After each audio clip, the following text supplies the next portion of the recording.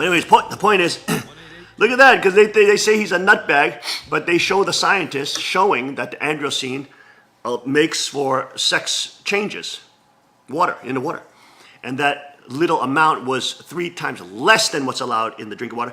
And the frogs are not only, they are changing their sex. It really is what's happening. The sex is being changed. And imagine if you have 3 times more of that, and people are consuming that. Now we know that in experiments that happens to frogs. Frogs turn a different sex. Then with water and chemicals, androgen, all those different types of chemicals in there, the herbicides, well, you name it, that people are drinking, then if they're not drinking pure water, they're not able to operate biophysically in the normal fashion. And they have all this chemical coming in, screwing you up, hormonally, emotionally.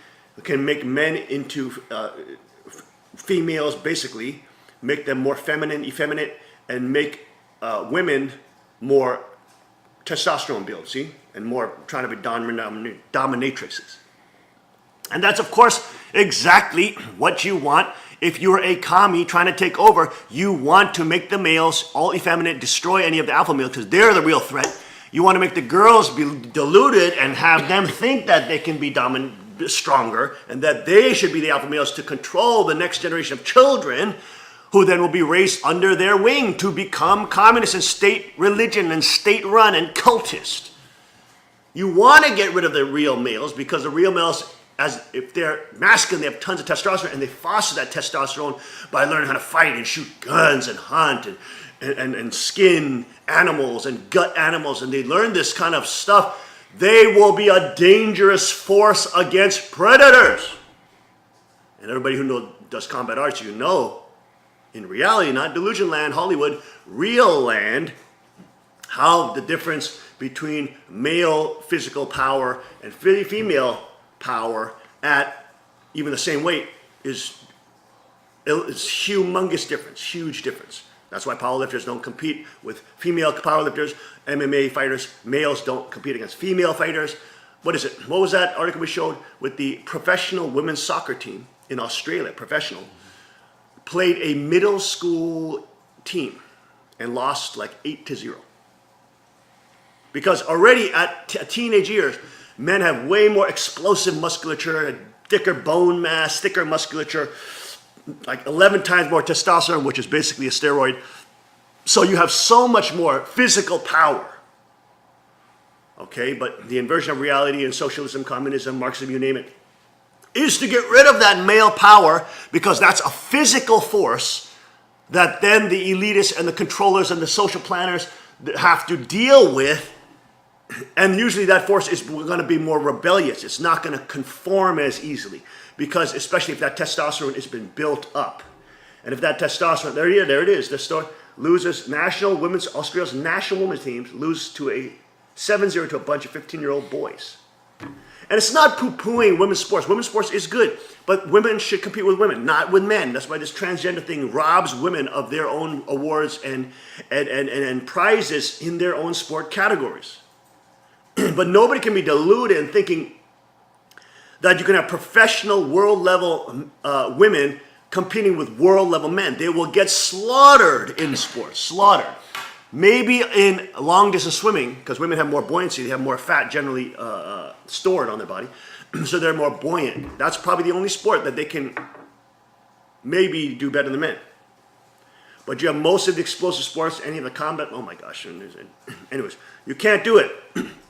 So that's the good thing about people that are training. The girls, if they're brainwashed before with Hollywood movies and all this crap and all this propaganda from media and Charlie's Angels and Hollywood, they come in and face reality and they realize, whoa, I need to have force multipliers. Then their delusion starts breaking and they realize, oh, I need to know weapons. I can control weapons. Weapons are something I control. And then it becomes a force multiplier. Okay, and girls, for example, can be just as good as shots. They can be just as good as snipers, for example, which is another reason why they should be shooting and concealed carrying. So those force multipliers then, of course, is what the elitists and the social planners and the Marxists and the communists hate. They don't want the population. First of all, they don't want strong alpha males who are empowering women to become strong alpha females. who are becoming very dangerous with force multipliers. They don't want that kind of force. They want to neutralize that. They want to change the sexes around. They want the alpha males to be effeminized, and they want the females to be masculinized so they can use them as a control grid to brainwash the next generation. This is what I always felt in family fraud. They were trying to cut off and castrate me and make me effeminate. And of course they did that with father, obviously. But they're trying to guilt shame me for being masculine and knowing all this fighting. That's why I literally had to hide it.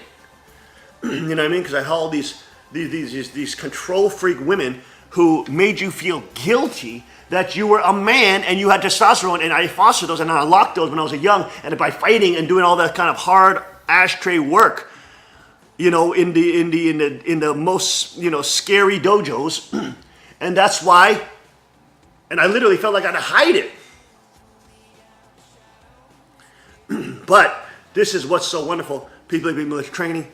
The kids actually can learn this. And when we see this video on the media constantly attacking InfoWars for talking about gay frogs, well, you saw the clips right there. You saw the scientists showing you those clips.